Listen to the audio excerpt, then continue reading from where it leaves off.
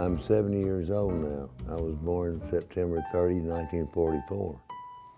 And when I was a young man and a young kid, this was a wide open town. There were gambling clubs and all kinds of bars all up and down Central Avenue. And all out in the county, you could play slot machines, a lot of different places. And we had a lot of nightclubs here.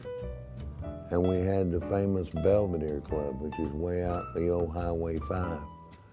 And then we had a club that burned when I was a child called Avalon. It was out on the Malvern Highway, 270 East. And we had the Southern Club, which is now a wax museum.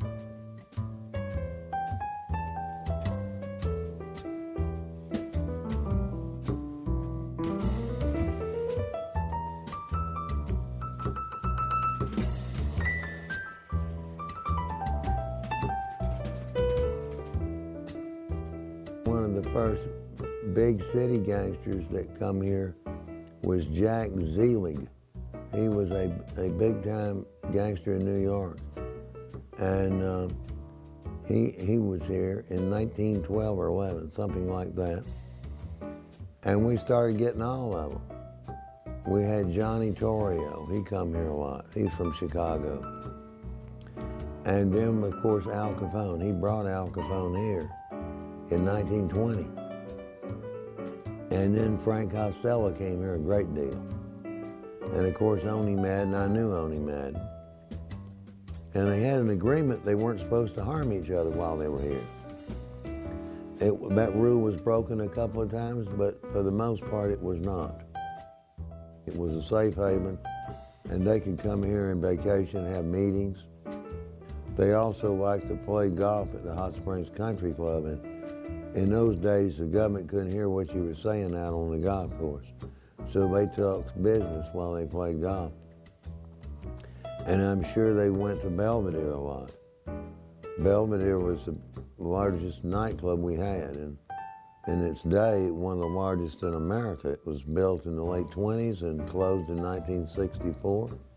A lot of them stayed at the Eastman, which doesn't exist anymore. The Eastman was even larger than the Arlington. And they tore it down in 1959 and built the Federal Building over here behind what's now Hill Wheatley Plaza.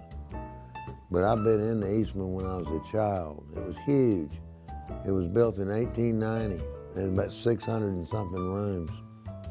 And it had real wide hallways, like 12 feet across, hallways.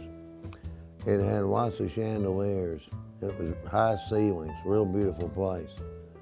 Al Capone stayed there too. He and his people stayed at the Eastman and the Arlington. Now, some of the other gangsters stayed at the Majestic Hotel, which of course now has been condemned, I believe.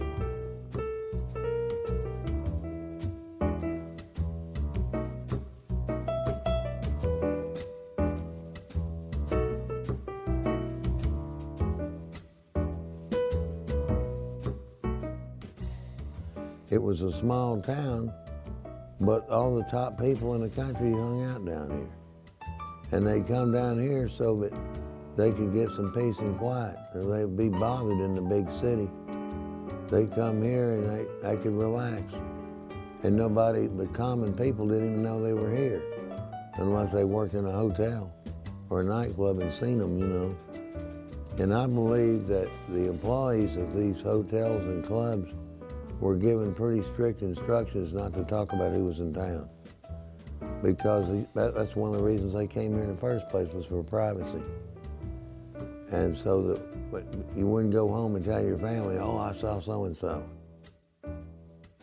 We had our own gang here, and it was a political machine as well as a liquor and gambling and nightclub fraternity or syndicate. They've called it many things. I don't know the truth of it because I wasn't in it. My mother told me that her father, my grandfather, told her, and it was in the 30s or early 40s, that they call it the Little Combination. But I've had other historians say that that's not true, that I'm inventing it, that all that. But that's what she told me. and I worked for Dane Harris for years. I worked at the Vapors and the Belvedere Country Club. And in conversations with me, he would refer to what he called the partnership this, the partnership that. I presume that's what the same thing. He was talking about the Gammon and Liquor Nightclub Fraternity, whatever it was.